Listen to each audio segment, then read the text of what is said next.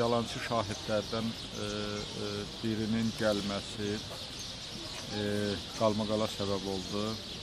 Xüsusilə dövlət ittihamçısı vəkillər tərəfindən verilən sualların cavablandırılmasında bu yalancı şahidə kömək etməyə cəhd göstərildi və hakim tərəfindən dövlət ittihamçısı xəbərdarlıq aldı ki, bunu eləmək olmaz və ittiham olunanların, yəni bizim dostumuz olan gənclərin bu kəskin etirazına səbəb oldu və bu adamları başa düşmək lazımdır. Bunlar bir ilə yaxındır ki, istintaq altındadırlar.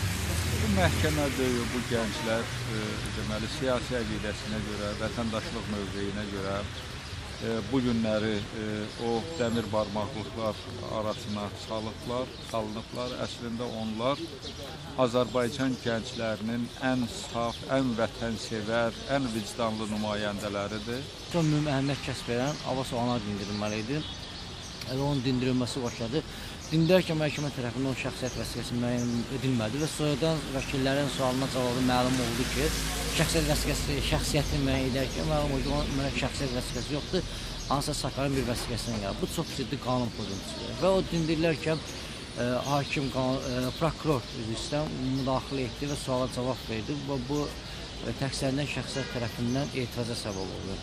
Lakin onu bildirməsindən təqsirlənən şəxslər bir qədər etik qaydaları pozdular.